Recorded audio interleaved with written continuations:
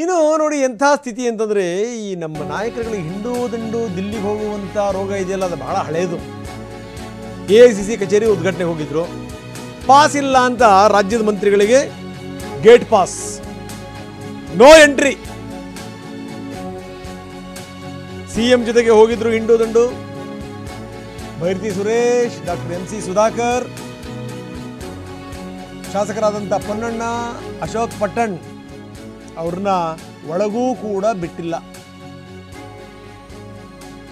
ಅಲ್ಲಿ ನಿಂತ್ಕೊಳ್ಳೋಕ್ಕೂ ಆಗದೇ, ಒಳಗಡೆಗೆ ಹೋಗೋಕ್ಕೂ ಆಗದೇ ನಿರಾಶೆಯಿಂದ ಹೊರಗಡೆ ಬಂದಿದ್ದಾರೆ. ಯಾಕೆ ಬೇಕು ಇವರಿಗೆ? ಒಂದು ಸಿಸ್ಟಮ್ ಅಂತ ಇರುತ್ತಲ್ವ.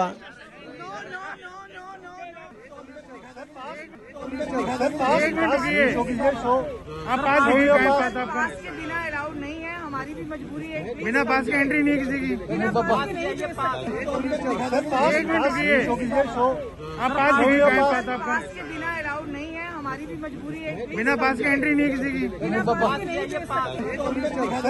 मिनट रुकिए, आप पास के बिना अलाउड नहीं है, हमारी भी मजबूरी है, बिना पास के एंट्री नहीं किसी की। एक मिनट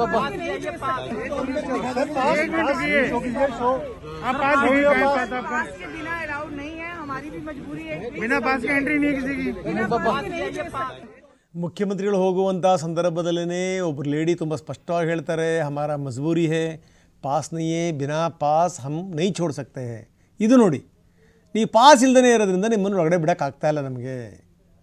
ಇದು ಅಡಚಣೆಗಾಗಿ ಕ್ಷಮಿಸಿ ಅನ್ನುವಂಥದ್ದು ಇದೆಯಲ್ಲ, ಈ ಥರದನ್ನು ಹೇಳ್ತಾನೆ ಇದ್ದಾರೆ. ಇನ್ನೊಬ್ಬರಂತೂ ಮುಲಾಜಿಲ್ದೇ ನಿಮ್ಮ ಹತ್ರ ಪಾಸ್ ಇಲ್ಲ, ನಿಮ್ಮನ್ನು ಒಳಗಡೆ ಬಿಡಲ್ಲ ಹೋಗಿ ಅಂತ. ಯಾಕೆ ಬೇಕು?